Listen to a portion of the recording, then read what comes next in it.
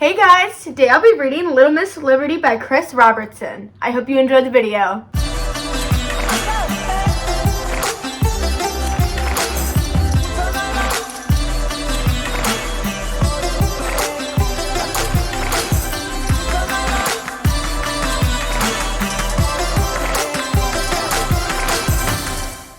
Hi guys, and welcome back to Reagan's Reading Corner. Today I'll be reading Little Miss Liberty by Chris Robertson.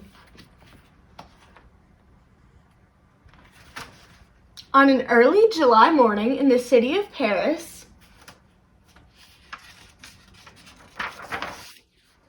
the cry of a newborn baby girl was heard. The name given to her was Little Miss Liberty.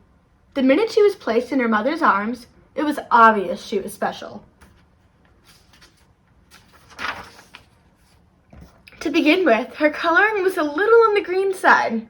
Secondly, unlike most babies, Little Miss Liberty could stand as soon as she was born. In addition, with every day that passed, she grew several inches.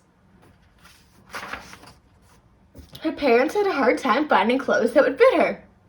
Finally, they gave up and wrapped her in a queen-size bedsheet. Little Miss Liberty had an insatiable appetite, not just for food, but also for knowledge. She read anything and everything.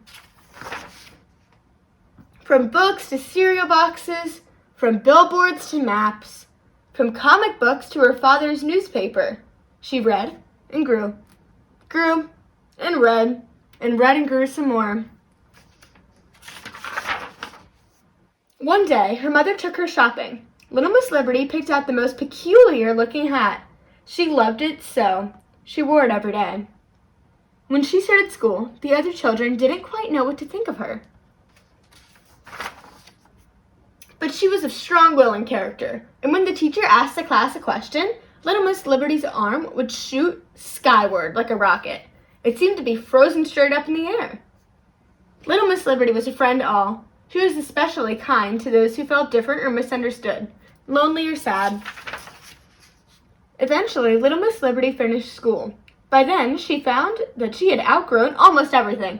Her bed, her table and chair, her house. Even the city she had always known and loved. Always a child of independence, Little Miss Liberty knew there was a place in the world she was meant to be. So one night, she packed up her books, lit a torch, and with her parents' blessing, set off on a journey. She traveled to distant lands and visited wilderness no one had yet explored.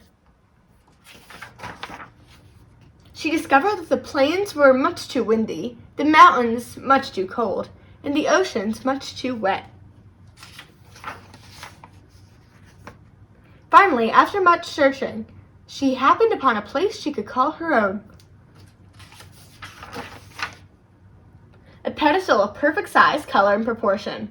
And there she stands with pride, continuing to grow taller and smarter each and every day.